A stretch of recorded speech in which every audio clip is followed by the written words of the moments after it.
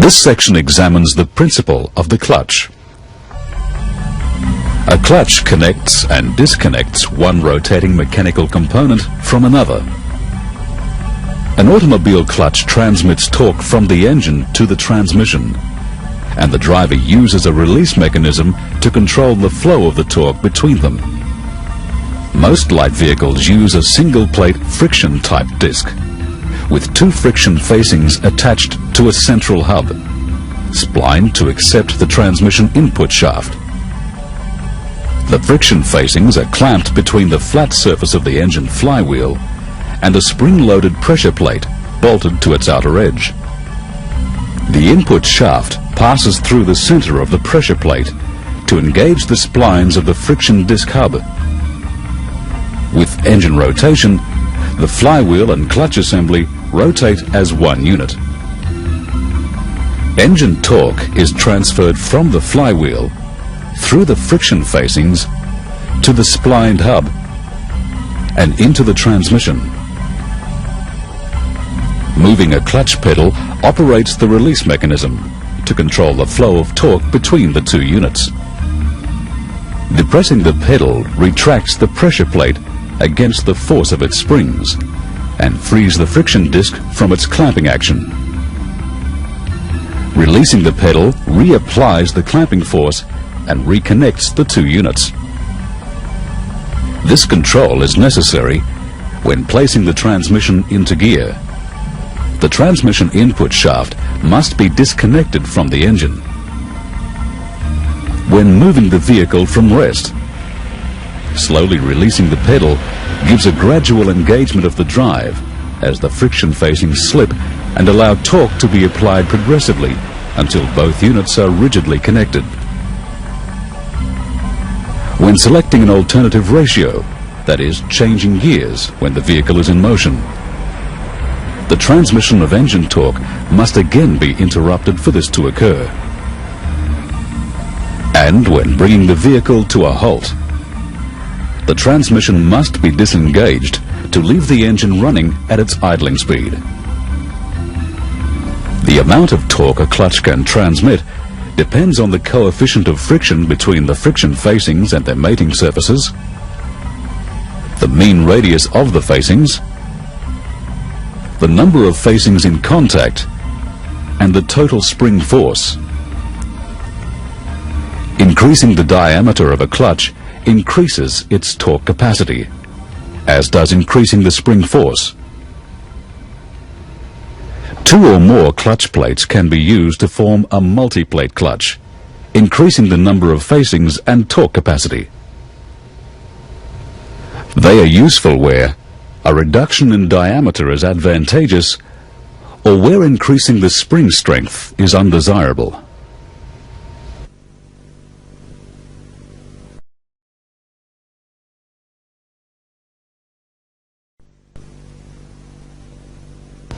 Most light vehicles use a single-plate clutch to transmit torque from the engine to the transmission input shaft. The flywheel is the clutch driving member. The clutch unit is mounted on the flywheel's machined rear face, so that the unit rotates with the flywheel. The clutch unit consists of a friction-type disc with two friction facings and a central splined hub, a pressure plate assembly consisting of a pressed steel cover, a pressure plate with a machined flat face and a segmented diaphragm spring, and a release bearing and operating fork. The friction disc is sandwiched between the machined surfaces of the flywheel and the pressure plate when the pressure plate is bolted to the outer edge of the flywheel face. The clamping force on the friction facings is provided by the diaphragm spring. Unloaded, it is a disc shape. As the pressure plate cover tightens, it pivots on its fulcrum rings and flattens out to exert a force on the pressure plate and the facings. The transmission input shaft passes through the center of the pressure plate. Its parallel splines engage with the internal splines of the central hub on the friction disc. With engine rotation, torque can now be transmitted from the flywheel through the friction disc to the central hub and to the transmission. When the clutch pedal is depressed, the movement is transferred through the operating mechanism to the operating fork and the release bearing. The release bearing moves forward and pushes the center of the diaphragm spring towards the flywheel. The diaphragm pivots on its fulcrum rings, causing the outer edge to move in the opposite direction and act on the pressure plate retraction clips. The pressure plate disengages and drive is no longer transmitted. Releasing the pedal allows the diaphragm to reapply its clamping force and engage the clutch, and drive is restored.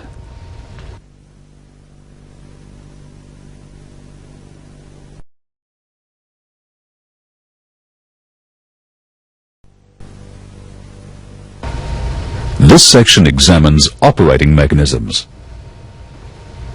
Movement at the pedal pad is transferred through an operating mechanism to the clutch assembly on the rear of the flywheel.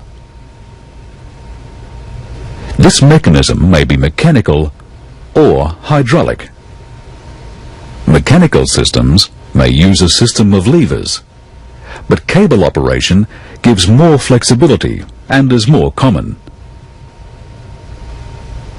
This is a cable-operated control for a front-wheel drive vehicle.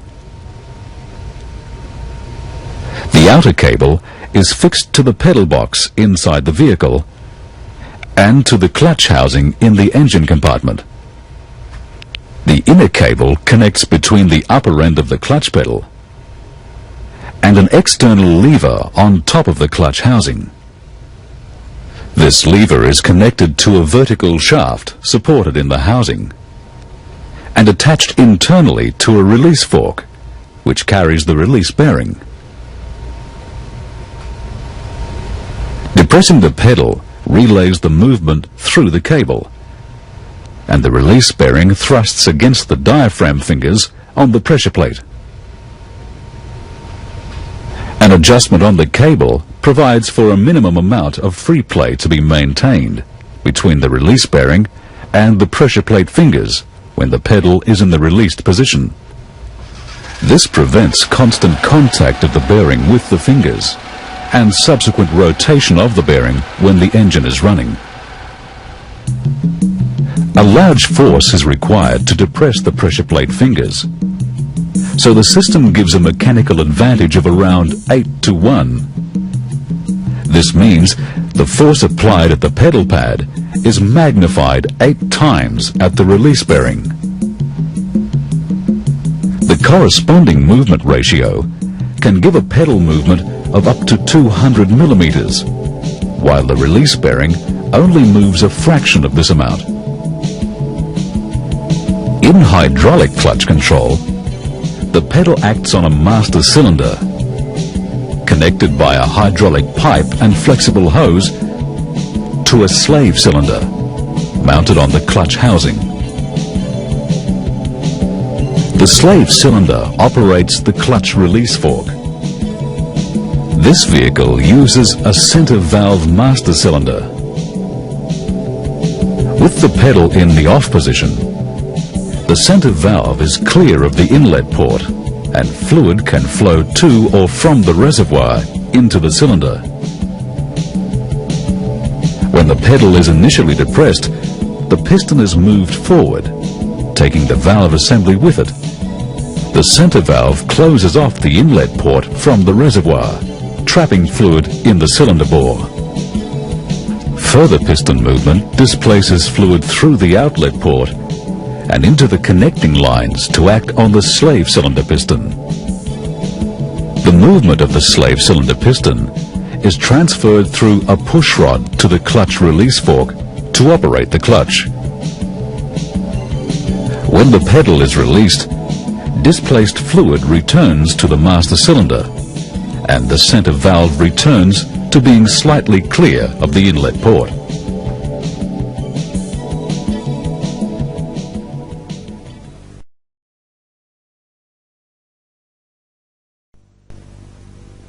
light vehicle applications, the pressure plate is normally a diaphragm type and is serviced as an assembly.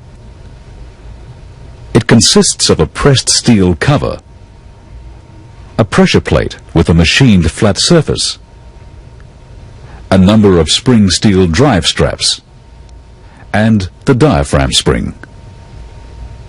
This diaphragm is located inside the clutch cover on two fulcrum rings, held by a number of rivets passing through the diaphragm. The pressure plate is connected to the cover by the spring steel drive straps, riveted to the cover at one end and to projecting lugs on the plate at the other. Retraction clips hold the pressure plate in contact with the outer edge of the diaphragm. During clutch operation, they move the plate away from the flywheel.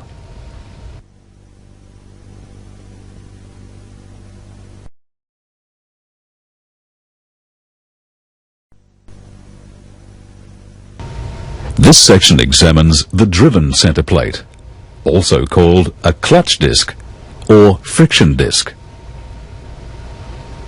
The driven plate has a pair of friction facings, usually of wire-reinforced asbestos composition, carried on wavy spring steel segments, which are riveted to a steel disc. The central alloy steel splined hub is separate. Drive is transmitted from the disc to the hub through heavy torsional coil springs or rubber blocks. This spring hub arrangement dampens torsional vibrations from the engine. It also absorbs shock loads imposed on the driveline by sudden or violent clutch engagement. Stops limit the radial movement of the hub against the spring force.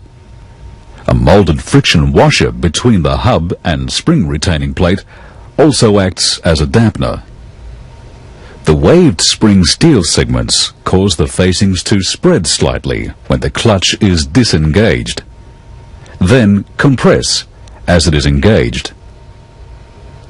This has a cushioning effect and provides smooth engagement.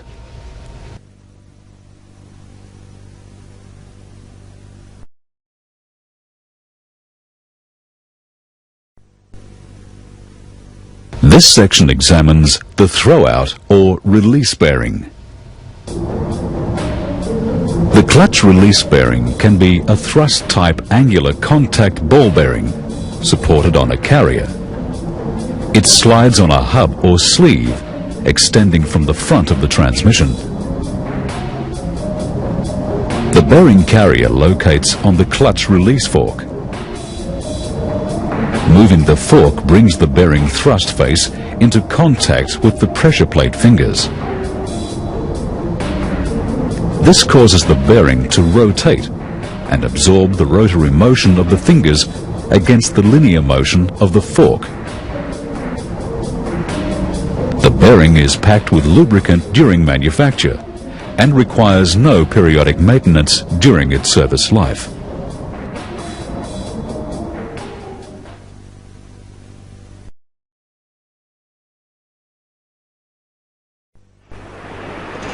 In light vehicle applications, the engine operates over a wide speed range, but produces maximum torque only within a relatively narrow RPM band. A relatively large turning effort must be applied to the driving road wheels to move the vehicle. Then the turning effort must vary to overcome air and gradient resistance and rolling resistance. A manual transmission allows the driver to directly vary the gear ratio between the engine and the driving road wheels. This allows engine torque to be varied to suit load and speed requirements. The transmission also provides a means of reversing the vehicle. And it has a neutral position, which disconnects the engine from the driving wheels. When two gears are in mesh, one is a driven or output gear. The other, providing the turning action, is the driver or input gear. A gear ratio is the number of turns of the input gear necessary to achieve one turn of the output gear. Here it is 1 to 1, since the gears have the same number of teeth. In rotation, they also turn at the same speed, and the turning effort of the output gear will equal the effort applied by the input gear.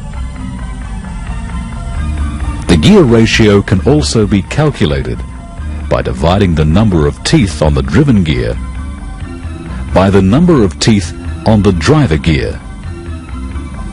In this case, the driven gear has 30 teeth and the driver gear has 10.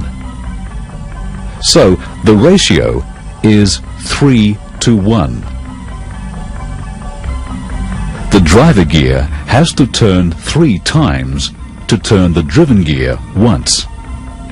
In continuous rotation, the driven gear turns 3 times slower than the driver.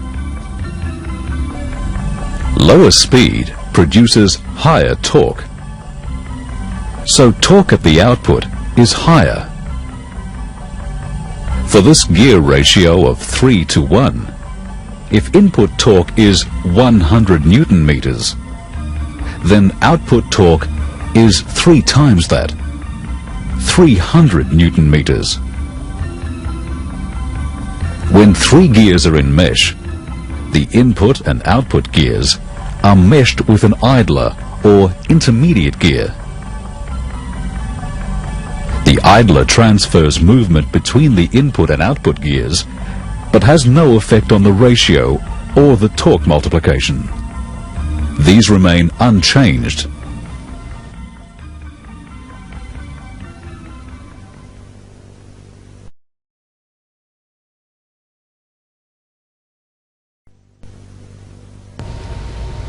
Compound gear trains have 2 or more pairs of gears in mesh, so that they rotate together. This compound gear train has gears on 3 shafts. The gear on the input shaft meshes with a larger gear on a countershaft or cluster gear. The countershaft has a smaller gear formed on it, in mesh with the output shaft gear. The motion of the input is transferred through the large gear, along the countershaft to the smaller gear, to the output. The output turns in the same direction as the input, but at a reduced ratio, depending on the relative sizes of the gears. Since 2 pairs of gears are involved, their ratios are compounded or multiplied together. The input gear with 12 teeth drives its mating gear on the countershaft, which has 24 teeth. This is a ratio of 2 to 1. This ratio of driven over driver at the input 2 to 1 is then multiplied by the output ratio, which has a driven to driver ratio of 3 to 1. This gives a gear ratio of 6 to 1 between the input and the output, resulting in a speed reduction and a corresponding increase in torque. Gear reductions in the lower gears of manual transmissions can be provided by compound gear trains. Typical ratios are first gear 4.41 to 1, second gear 2.63 to 1, and third gear 1.61 to 1. Fourth gear is normally a ratio of 1 to 1. The input and output shafts turn at the same speed. There is no torque multiplication. A fifth gear is normally an overdrive ratio, typically with a value of 0.87 to 1. Then the output shaft turns faster than the input, but the output torque is reduced. A further reduction is always provided by the final drive gears. Their ratio is included when calculating overall gear reduction. The overall gear ratio is the gearbox ratio multiplied by the final drive ratio. A gearbox ratio of 3:1 with a final drive ratio of 4:1 gives an overall ratio of 12:1. 12 revolutions of the crankshaft result in 1 turn of the driving road wheels. Assuming 100% efficiency, the torque applied is 12 times the engine torque, although this is divided equally between the driving wheels.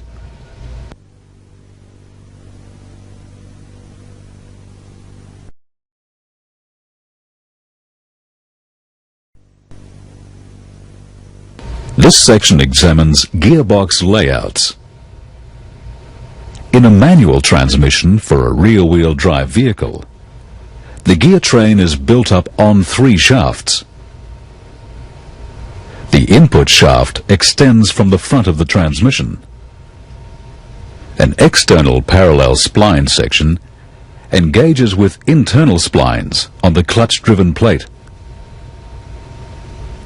A main drive gear is an integral part of the shaft.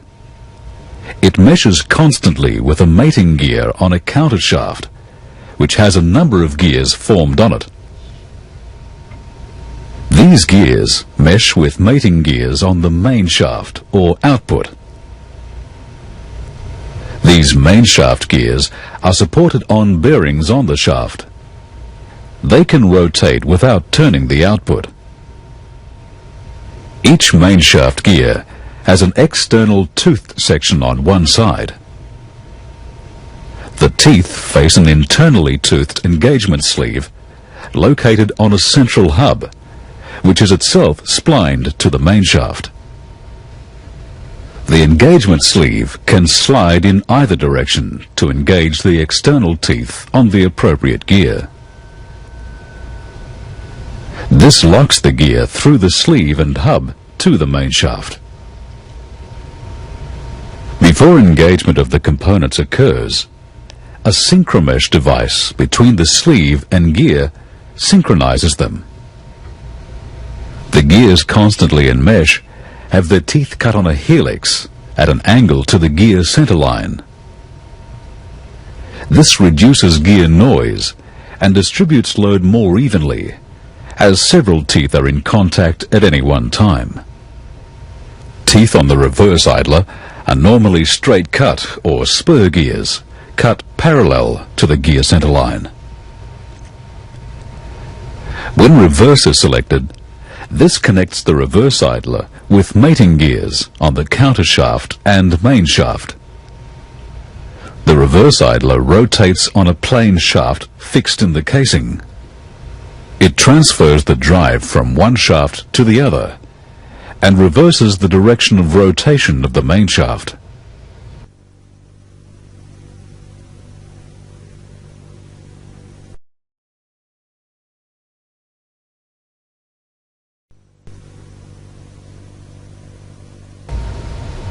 In transaxle designs, the drive is transferred through the clutch unit to a primary shaft. In this example, the primary shaft carries gears of different sizes, meshed with gears on the secondary shaft.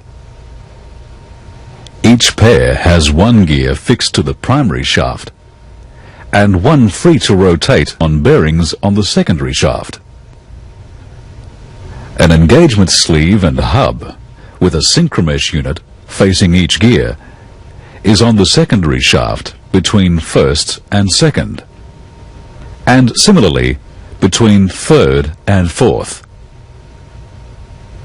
The engagement sleeve moves to engage the dog teeth of the relevant gear when a gear is selected. This locks the gear to the shaft so drive can be transmitted. A drive pinion gear fixed to the end of the secondary shaft is constantly in mesh with a final drive ring gear. The drive is transferred through these gears to the differential unit. A reverse idler transmits the drive from the primary to the secondary shaft when reverse is selected. A 5-speed transmission has an extra fixed gear on the primary shaft, meshed with a mating free gear on the secondary shaft. The free gear has its own engagement sleeve and synchromesh unit beside it. Selecting 5th gear locks the gear to the shaft. The gear on the primary shaft is larger than the gear on the secondary, so an overdrive ratio is provided. The secondary shaft rotates faster than the primary. Gears constantly in mesh use helical gearing. Having the gearbox and final drive gears in one casing provides a compact and noise-free unit.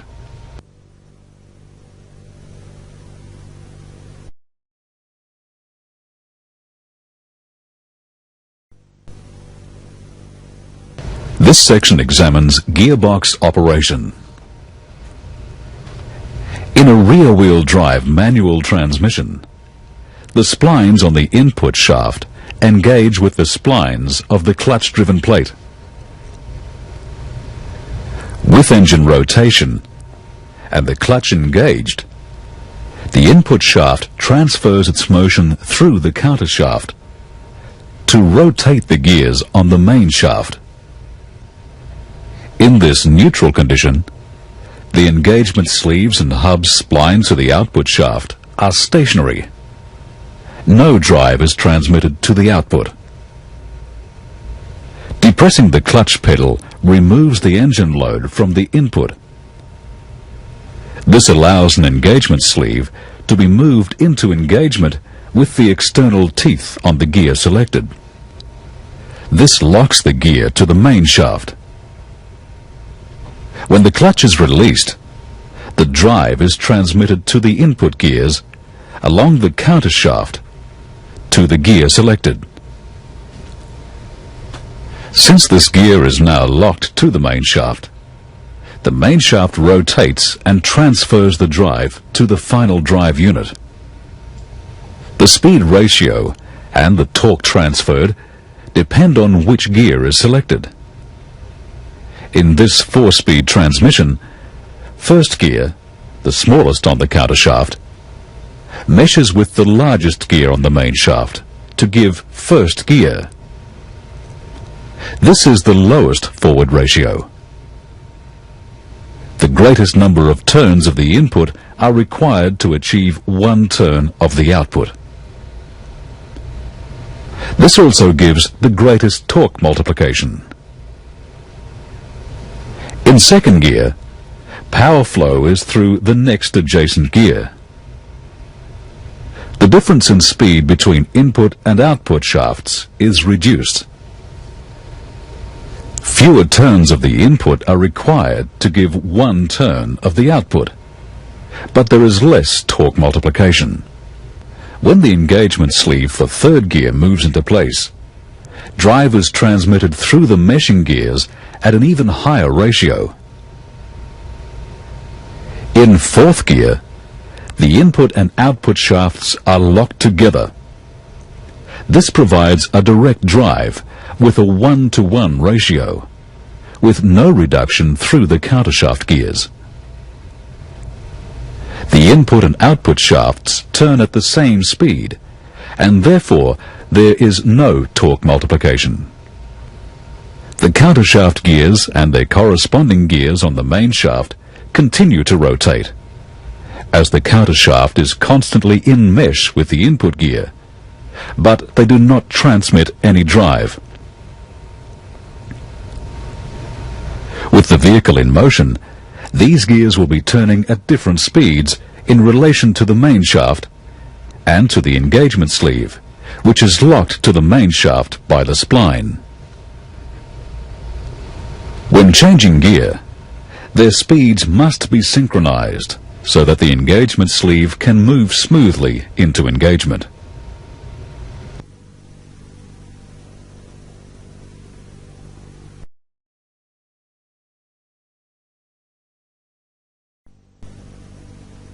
A Bork ring type of synchromesh unit is commonly used to synchronize the speeds of 2 gears before engagement.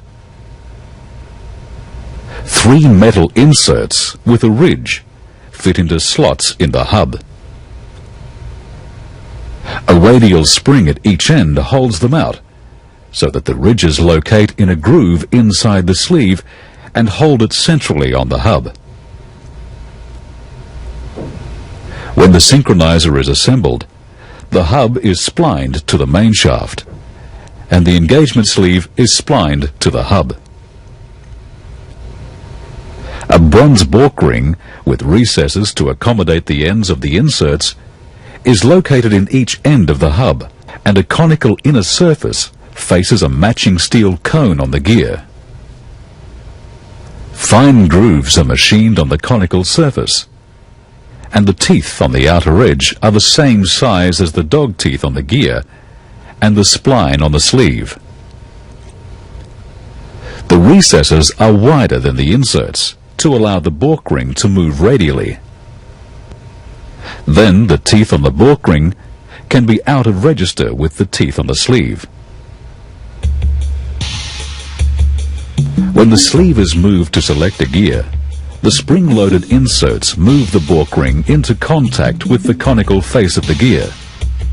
The grooves in the face of the Bork ring help to break through the oil film, and the difference in speed of the 2 components causes the Bork ring to be dragged around with the gear to the limit of the recesses, where it is held by the inserts.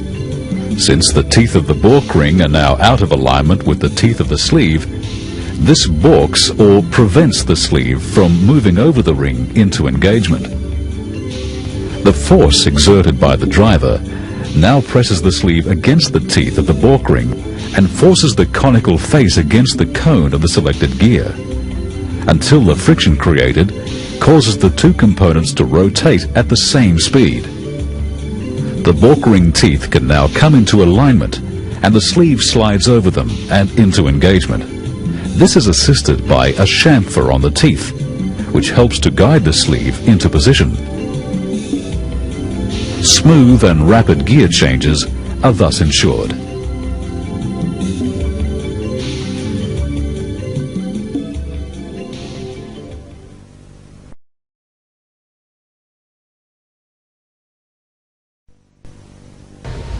In transaxles, the synchromesh unit plays a similar role.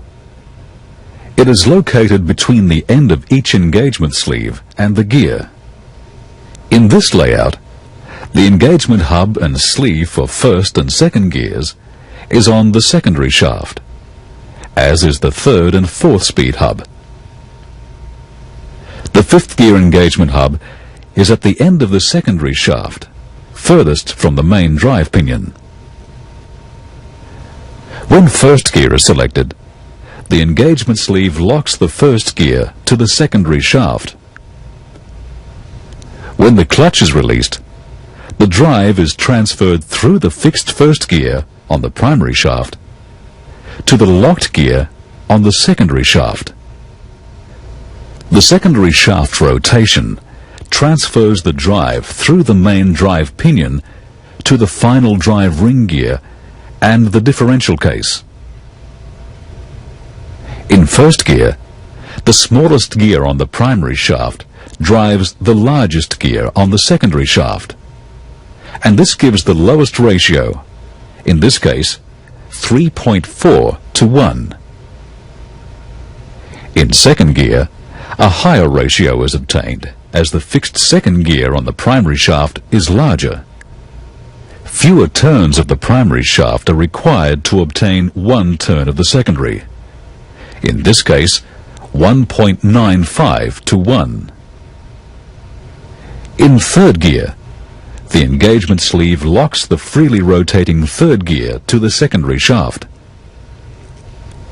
Drive is transferred from the fixed gear on the primary shaft to the locked gear on the secondary, and then to the final drive. The drive transfer is similar for fourth gear. The fifth gear ratio is provided by transferring the drive through the fixed fifth gear on the primary shaft to the engaged fifth gear on the secondary shaft. This is often an overdrive ratio, with the driving gear larger than the driven gear, making the driven gear rotate at a higher speed. For reverse, the reverse idler moves to mesh with a reverse gear on the primary shaft and the matching gear teeth on the outside of the first and second gear engagement sleeve. Drive transfers through the idler to the spline secondary shaft sleeve. The idler between the shafts makes the secondary shaft rotate in the reverse direction. This reverses the direction of the final drive ring gear and the road wheels.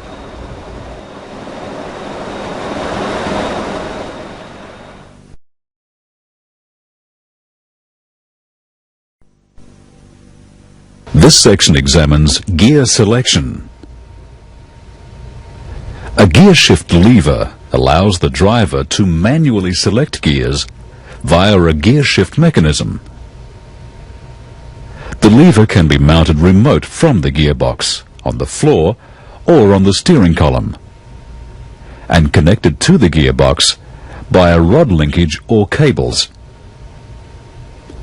It can also be mounted in the top of the gearbox, where it acts through a ball pivot in the top of the extension housing. In this design, the lower end of the gear lever fits into a socket in a control shaft inside the transmission extension housing. A short lever on the other end of the shaft is located in a selector gate formed by slots in the 3 selector shift rails. They are supported in the casing and are moved backwards or forwards by the lever. One rail moves to engage first or second gear, another serves to engage third or fourth, and the other operates fifth or reverse.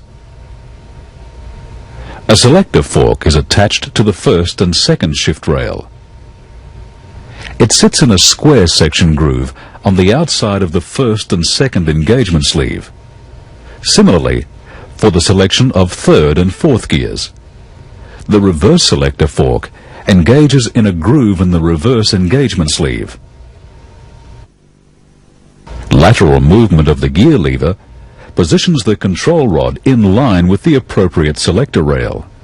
Longitudinal movement is transferred through the control rod and selector rail to the fork and the engagement sleeve. Each rail has a detent mechanism, usually in the form of a spring-loaded steel ball held in the casing. The ball engages in a groove in the rail when the gear lever is in neutral, and in a similar groove when a gear is selected. This holds the gear in detention in the selected position. When a gear is changed or selected, an interlock mechanism prevents more than one gear being engaged at the same time. In this design, 2 steel balls locate in the casing between the center and the outside shift rails, and in alignment with grooves machined in the shift rails. A small plunger is captive in a hole drilled in the center rail. In the neutral position, the balls and plunger can move laterally.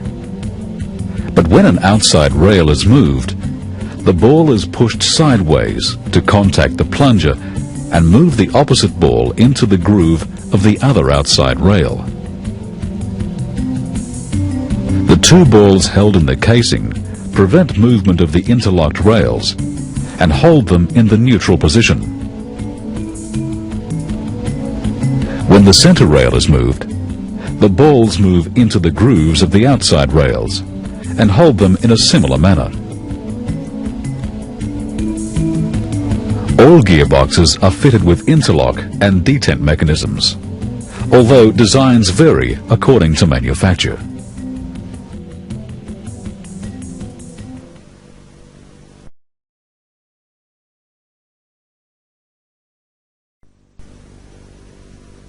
This section examines bearings, seals, and gaskets. In a manual transmission, the gears and shafts are supported on bearings or bearing surfaces. This allows for rotation and also maintains the alignment of the components. The type of bearing used at each locating point depends on the load which must be sustained. Radial loads try to force the gears and shafts apart. The bearing, therefore, carries the load along its radius. Thrust loads are applied along the length of the components, so the bearing must cater for side thrusts.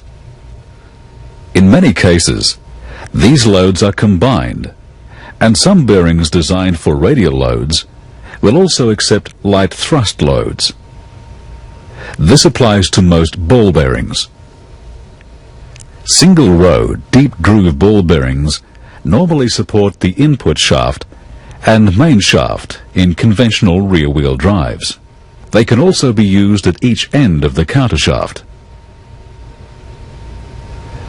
The helical gearing creates radial and thrust loads as the gears try to force each other apart and move endwise. A circlip in a groove on the outside of the bearing can locate each shaft in the casing and maintain the alignment of the gears and engagement hubs. Roller bearings are common where loads are purely radial. Needle roller bearings can be caged or as a loose number, assembled to operate directly on a hardened gear or shaft.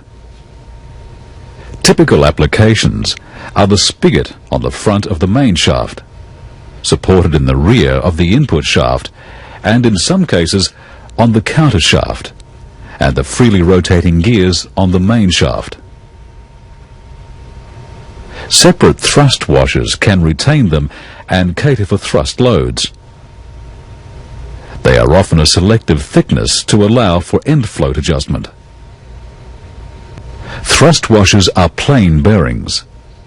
They are usually bronze, but can be steel, with the bronze facing on one side. They can be dimpled or grooved to allow for lubrication. A plain bearing can also be used in the extension housing to support the front of the propeller shaft. Machined and hardened surfaces on the main shaft can provide bearings for the freely rotating gears. Flanges and snap rings on the main shaft locate the gears and cater for end thrust.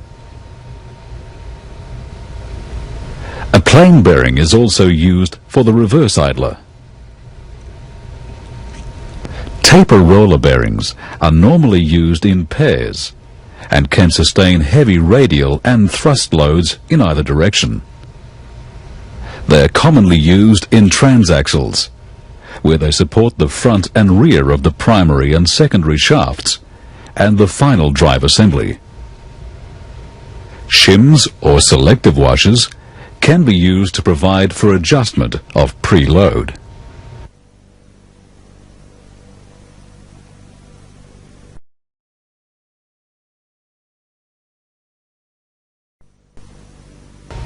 The bearings can be lubricated by being submerged in gear oil or by oil splashed about inside the casing. Where the shafts extend from the casing, oil seals prevent oil leakage and the ingress of dirt and moisture. Garter spring lip type seals are normally used. They can be single or double lipped, depending on the application. They can also be hydrodynamic type seals, with helical flutes moulded into the sealing lip. The flutes create a pumping action as the shaft rotates, so any oil at the sealing edge is drawn back inside the casing. Since the flutes are moulded in one direction during manufacture, care must be taken to ensure they are correctly applied, considering the direction of shaft rotation. O-ring type seals are mostly used for static locations, such as the speedometer drive gear housing, while gaskets are used to seal the mating surfaces between the casing and retaining plates or housings. In some cases, the gaskets may be used as selective thickness shims or spacers in addition to their sealing function.